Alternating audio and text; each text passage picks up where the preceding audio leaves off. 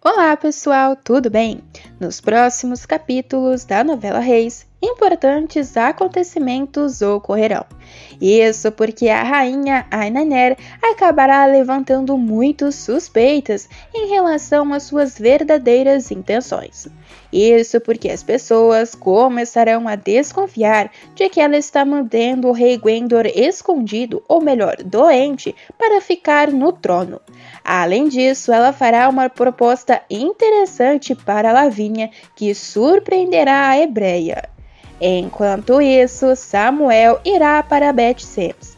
O rapaz convocará todo o seu povo para que possam se redimir diante de seus pecados. Mas acontece que o profeta terá uma grande surpresa no meio de sua missão, que o deixará de boca aberta. Mas antes de contar detalhadamente todos esses acontecimentos interessantes, eu peço encarecidamente que, se possível, se você quer receber em primeira mão todos os acontecimentos e resumos da novela Reis, clica no botão de gostei aqui embaixo, no like e também inscreva-se, para que somente assim o YouTube te envie um resumo novo todos os dias da sua novela favorita. Além disso, ative o sininho para não perder absolutamente nada e compartilhe o vídeo com algum amigo seu que esteja assistindo a novela. A propósito, você gostaria que Lavínia perdoasse seu ex-marido? Acham que ela deve perdoar o príncipe filisteu, sim ou não? Ou o rapaz deve pagar por todas as suas maldades que cometeu? Além disso, me conta aqui embaixo de que cidade e estado você tem acompanhado a novela e me diz também o que tem aprendido com esta importante história bíblica. Me deixa aqui os seus comentários que eu quero saber, beleza? Vou ler os comentários e os palpites que vocês deixarem. Bom, feito isso, então vamos continuar para o vídeo de hoje. Nos próximos capítulos da novela Reis, grandes acontecimentos ocorrerão. Isso porque a rainha Ainanher viverá fortes emoções com os seus herdeiros, principalmente com Maquias ou Lucier. A mulher até mesmo decidirá fazer uma proposta ousada para Lavínia, a esposa do rapaz. Tudo ocorrerá depois que devolverem a Arca da Aliança. Lucier verá que realmente as pragas que caíram sobre todos os filisteus foi coisa do Deus de Israel para castigá-los por todas as suas maldades contra o seu povo. O rapaz, porém, que passou anos infiltrado no meio dos hebreus, dará uma bola fora na frente de sua mãe. A mulher que tem uma religião pagã e não acredita no Deus dos hebreus, pelo contrário, blasfema e o rechaça de todas as formas possíveis, acabará vendo seu filho dar glória ao Deus de Israel por ficar curado. Ainanher, porém, não gostará nem um pouco disso, pois verá que o rapaz está cada vez mais se afastando dos preceitos filisteus. A mulher então tomará uma atitude radical. Ela, que já não estará suportando também a presença de Lavínia, tentará fazer de tudo para que seu filho se afaste de qualquer coisa que relembre a cultura do povo hebreu. A mulher assim tentará fazer um acordo às escondidas com Lavínia na tentativa de despachar a mocinha, sem que Lucier saiba que ela tem qualquer coisa a ver. Afinal, a rainha não irá querer que seu herdeiro fique bravo ou se afaste ainda mais dela. A monarca, então, irá ao quarto de Lavínia para conversar com a hebreia. A mulher irá esperar até que Lucier saia para que não dê bandeira, e depois disso tentará dar o bote para cima da mocinha. Lavínia ficará muito surpresa com a presença da rainha. Afinal, sabe muito bem que a venenosa não vai com a cara dela. Ainanher, porém, não fará muita questão de esconder este fato. Ao contrário, deixará isto bem claro. A rainha, porém, dirá que está ali para fazer uma proposta jovem. Neste momento, Lavínia imediatamente se assustará, pois acredita que não tem nada a oferecer a uma rainha. A monarca, porém, dirá que ajudará Lavínia a fugir sem que ela deixe pistas. Neste momento, Lavínia ficará completamente chocada.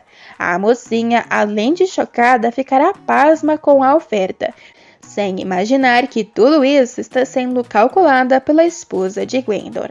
Lavínia então indagará a rainha o motivo disso. Einainer, porém, não revelará todas as suas intenções, principalmente suas preocupações quanto ao afastamento de seu herdeiro da cultura filisteia. Ela apenas dirá que o rapaz quer se casar com uma mulher à altura dele, e que não vê isso em Lavínia, e que não acha que ela, uma mera camponesa hebreia, seria esta mulher à altura para Lucier.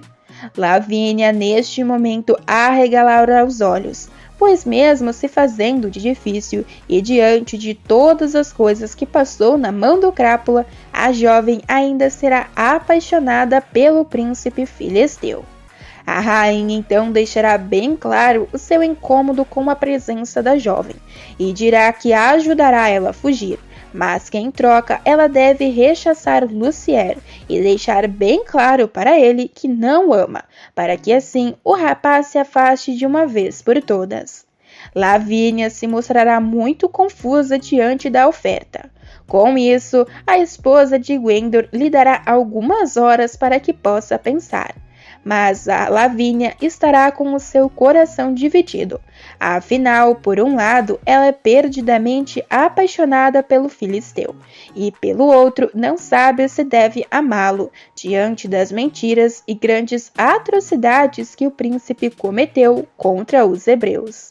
Ela, porém, não terá muito tempo para decidir. Afinal, a rainha já terá uma segunda carta na manga, caso a mocinha não escolha ir embora. A maldosa já estará planejando mandar Lavínia e seu filho dessa para uma melhor.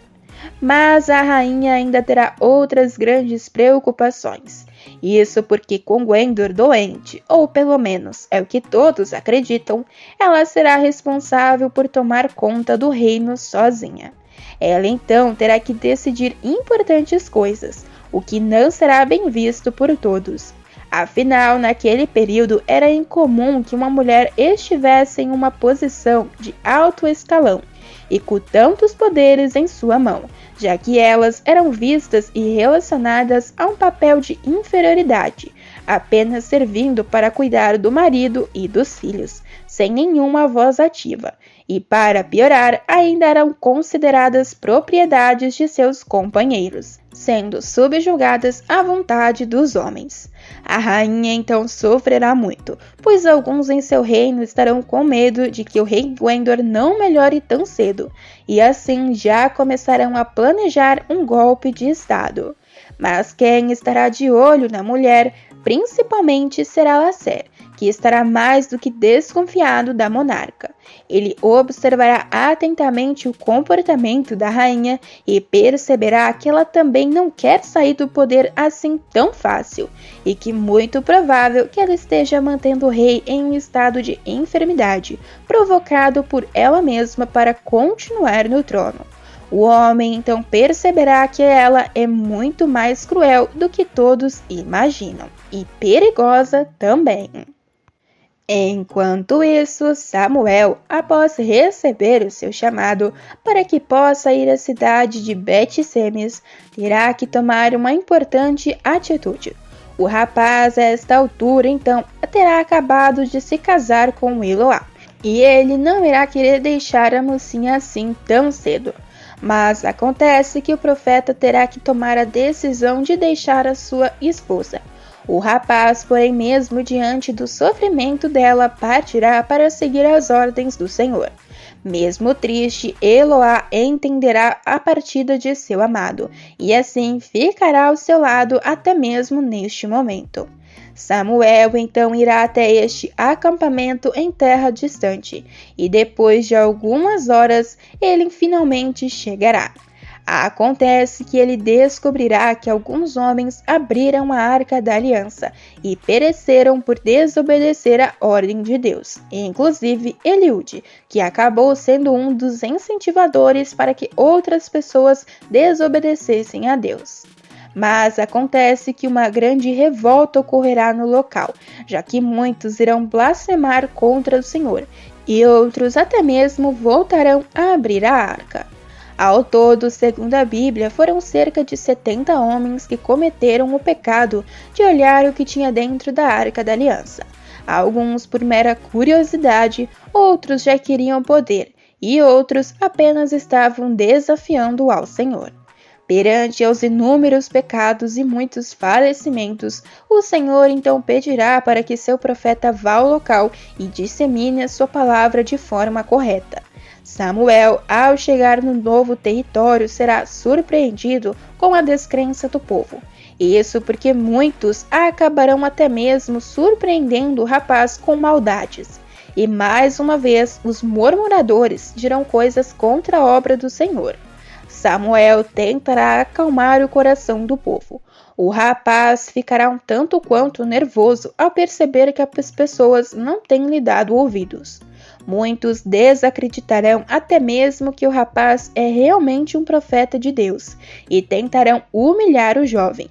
Isso porque dirão que o fato dele ter sido nomeado um profeta e confirmado isso pelo antigo juiz Eli não terá credibilidade alguma, uma vez que ele pereceu por suas iniquidades e pelas iniquidades de seus herdeiros.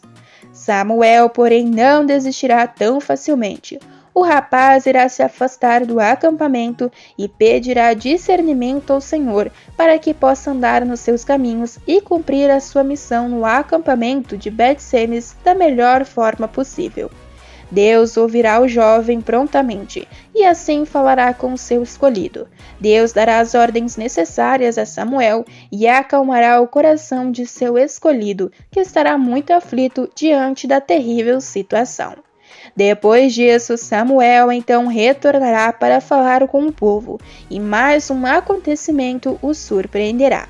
As pessoas estarão muito descrentes. Ele então convocará todos os presentes e pertencentes ao seu povo.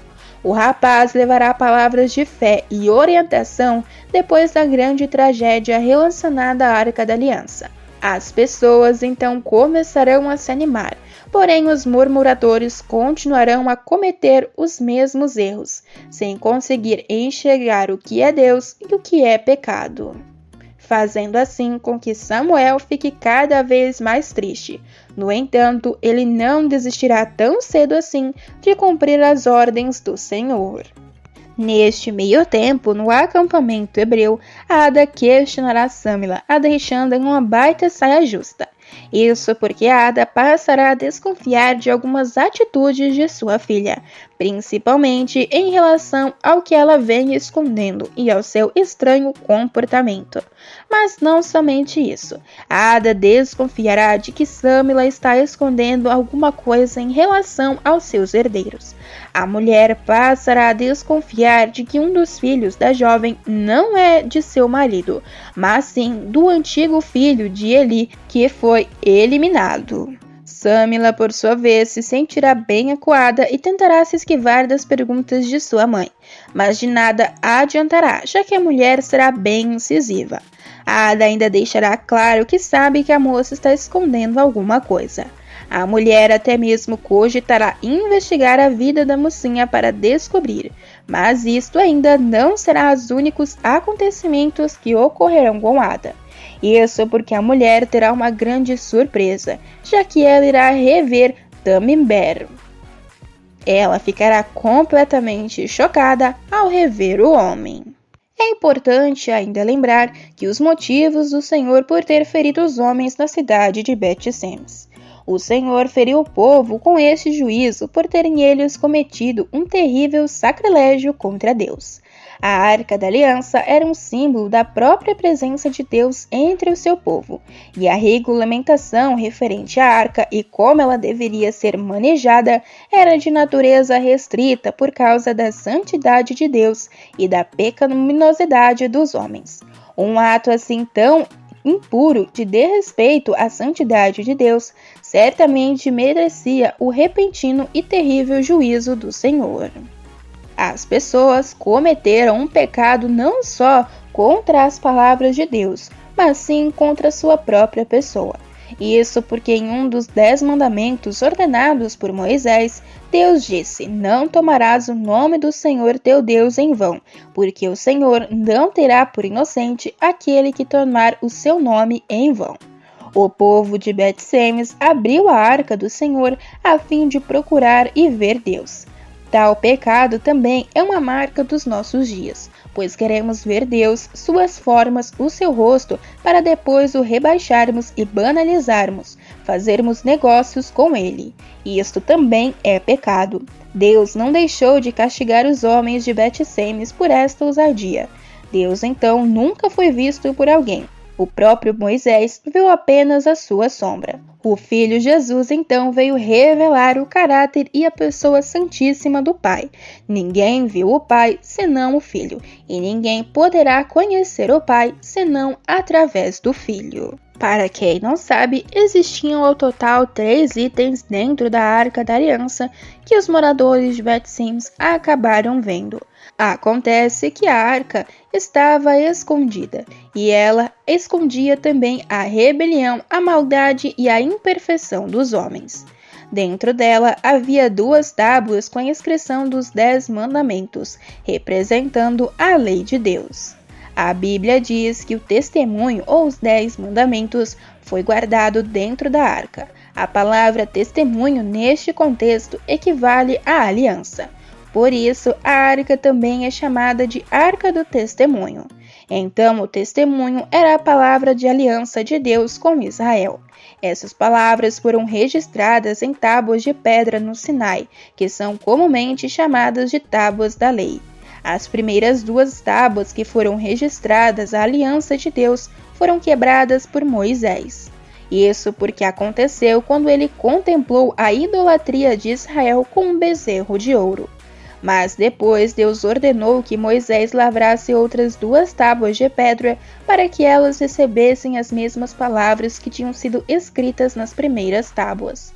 Isso significou a renovação da aliança. Então, essas tábuas foram colocadas dentro da Arca da Aliança, e eram essas as últimas tábuas. Alguns estudiosos sugerem que a lei eram cópias idênticas, pois no Antigo Oriente, os tratados eram registrados em cópias iguais. Cada cópia pertencia a cada uma das partes que firmavam a aliança. Além dos 10 mandamentos, havia ainda um vaso com maná, representando a provisão de Deus quando Deus enviou maná para sustentar os israelitas no deserto. Ele também ordenou que uma porção de maná fosse colocada dentro de um vaso. Isso serviria de sinal para as futuras gerações sobre o poder sustentador de Deus. Esse vaso devia ficar diante do Senhor e foi guardado junto ao testemunho. O escritor de Hebreus informa que o vaso ficava dentro da arca e que ele era feito de ouro. É interessante saber que o maná que o Senhor enviou como sustento para os israelitas no deserto estragava quando guardado de dia para o outro. Mas a porção de maná que ficava guardado dentro da Arca da Aliança não estragava. Outro objeto que estava guardado dentro da grande arca era a vara de Arão, que floresceu como aviso contra a rebeldia. Certa vez, o povo de Israel se levantou contra a liderança de Moisés e questionou a legitimidade do sacerdócio da casa de Arão, que pertencia à tribo de Levi. Então Deus propôs um teste em Israel.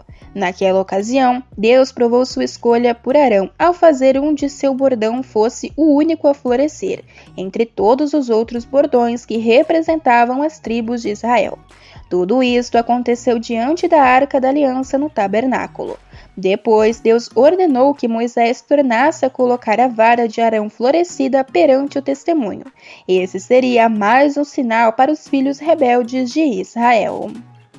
Assim, a Arca da Aliança servia para lembrar o povo que Deus estava presente entre eles. Também era um memorial para os descendentes de Israel saberem do que Deus havia feito no passado com os seus pais. Contudo, a arca em si não tinha poder nenhum, era apenas um símbolo. Mas quando as pessoas pensavam na arca, lembravam de Deus, de sua glória, de seus mandamentos e de suas provisões. A arca também representava a pureza do Senhor, e quem tocasse nela inevitavelmente morreria. Nada imperfeito poderia entrar na presença de Deus. Apenas o que foi purificado de seus pecados pode se aproximar do Senhor. Mas e aí, pessoal? O que você achou dessas cenas da novela Reis? Acham que Lavínia aceitará a proposta da rainha? Sim ou não? Gostariam que ela voltasse para o acampamento? Além disso, acham que Samuel conseguirá fazer o povo voltar para os caminhos de Deus? Me conta aqui embaixo que eu quero saber, beleza? Pessoal, o vídeo ainda não acabou e tem mais um acontecimento bombástico sobre a sua novela favorita. Basta clicar nesse vídeo que está aparecendo aí na sua tela que eu estarei esperando por todos vocês.